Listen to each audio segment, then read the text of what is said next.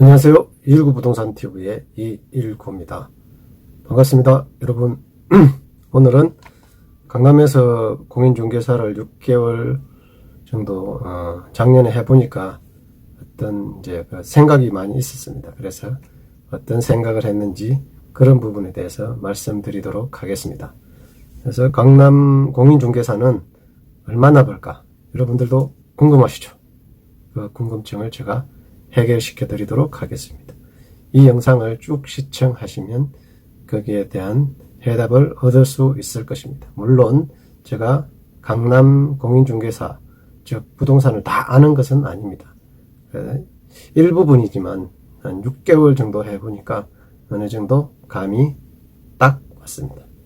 그래서 강남에 오픈을 하려면 대략 얼마 정도 들까요? 그러니까 저의 경우를 예를 들어서 알려드리도록 하겠습니다.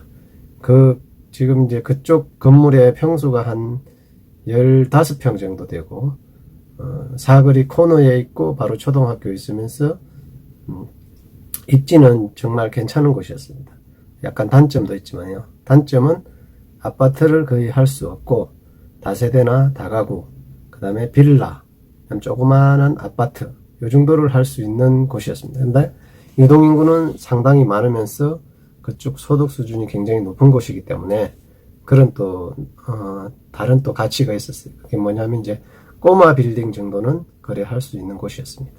제가 그래서 강남구 신사동의 가로수 부동산이라는 곳에서 법인 대표로 한 6개월 일한 그런 경험을 나누고자 이렇게 유튜브 동영상을 찍게 되었습니다.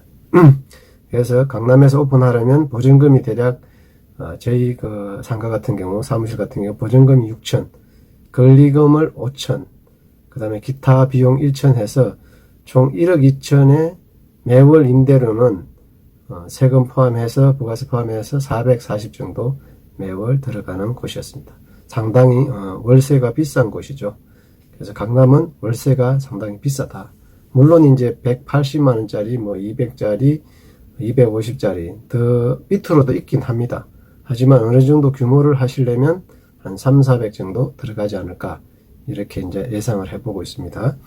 그래서 거기서 할 수 있는 게 예를 들어서 30억짜리 건물을 한 건 하게 되면 약 한 30억이니까 39, 27, 2,700만 원 정도 수수료를 받는데 다 주진 않죠. 그래서 대략 한 0.7에서 0.8% 정도, 2,100만 원에서 2,400만 원 정도 수수료로 공인중개사 수수료로 받을 수가 있습니다. 하지만 이걸 3개월에 한 건을 하면 굉장히 그래도 수익이 짭짤하겠죠.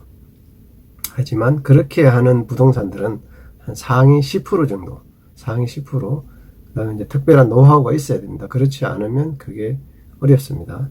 그리고 이제 그럼 전월세는 1억짜리 한 건 하면 대략 한 30만 원. 그 다음에 상가를 한 3억짜리 하면 270만 원. 그 정도가 되는데 건수가 그렇게 또 많지는 않다. 건수를 많이 하려면 굉장히 부지런하고 쉬는 날도 없어야 되겠죠. 그렇지 않으면 좀 힘들다고 보시면 되고요. 그 다음에 이제 한 전세를 5억짜리 했다 그러면 대략 한 200만 원 정도 수수료를 받을 수가 있을 것입니다. 대략입니다. 정확한 건 아니고요. 계산해 보면 되겠지만요. 그래서 대부분은 처음에 들어와서 워킹 고객으로 하는데 분명히 이건 한계가 있습니다. 한계가 있다는 거는 초보자고 물건 매집도 안 된 상태이고 워킹으로만 이제 방문 고객으로만 수익을 내려다 보니까 한계가 분명히 존재하죠. 그래서 여기서는 당연히 오래된 부동산, 그 지역의 토백이 부동산하고는 경쟁이 안 됩니다. 이것으로는. 그래서 대부분 또 이런 이제 직방이나 다방 이런 걸 하는데 그것도 초보자가 물건을 확보하기가 어렵기 때문에 사실 쉽지는 않다. 그렇지만 꼭 해야 된다면 직방 다방을 해서라도 고객을 끌어 들어오는데 직방 다방의 광고비도 또 만만치가 않죠. 그렇게 해서 이제 일을 하면 되고요. 저는 그러면 6개월 동안 얼마를 벌었냐 하면 토지를 한 건 했고 전세를 2건 했고 건물 매매를 한 건 했습니다. 그래서 월 평균 대략 한 200만 원에서 조금 왔다 갔다 하는 정도를 벌었습니다. 그래서 강남이라고 다 좋은 것은 아닙니다. 강남이라고 다 좋은 건 아니고요. 강남도 어떻게 하느냐에 따라서 다르다. 물론 어떤 부동산도 다 그렇겠죠. 그래서 그렇게 알고 계시면 되고, 강남도 이렇게 잘 하거나 좀 차별화가 되려면 한 곳에서 10년, 20년 틀을 받고 해서 아주 그쪽에 대해서 정확하게 잘 알고 있거나 아니면 자금이 많거나 또는 유튜브, 블로그, 책 등등으로 마케팅 능력이 뛰어나거나 이러면 한번 해볼만 합니다. 그렇게 저는 판단을 하고요. 제일 중요한 것은 물건을 수집할 능력, 두 번째는 영업을 잘 할 수 있는 능력, 세 번째는 자신만의 어떤 노하우 이런 게 있어야 되겠죠. 근데 이제 저가 있기 전에 이 부동산을 한 8년 운영한 분이 계셨는데 이분은 1년에 한 3억을 벌었던 적도 상당히 많이 있습니다. 이분이 이렇게 된 것은 건물 매매를 정말 잘했던 분이죠.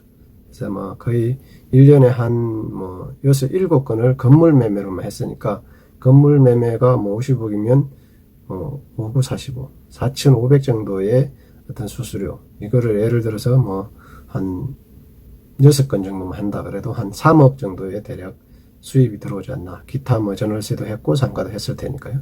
그렇게 해서 아마 수익이 1년에 3억도 넘었던 적이 8년 동안에 여러 번 있었다고 합니다. 이분의 특징은 한번 손님을 잡으면 절대 놓치지 않습니다. 이분. 왜냐하면 돈 냄새를 기가 막히게 잘 맡고 끝까지 포기하지 않고 일을 추진해서 계약을 따냅니다. 그게 바로 성공 요인이라고 볼 수가 있죠. 그래서 이분은 주변 부동산들한테는 상당히 욕을 많이 먹기는 하지만 자기는 굉장히 많은 소득을 가져갔던 것입니다. 이분처럼 할 자신 있다면 강남의 공인중개사 오픈해도 실패하지 않는다.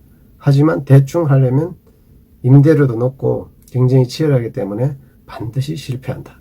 그래서 어디서 하느냐도 중요하지만 어떻게 하느냐가 더 중요하다.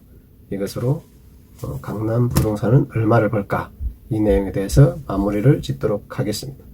자, 여기까지 내용 좋았다면 구독, 좋아요, 댓글 반드시 남겨주시고요. 219 부동산 TV의 219였습니다. 감사합니다.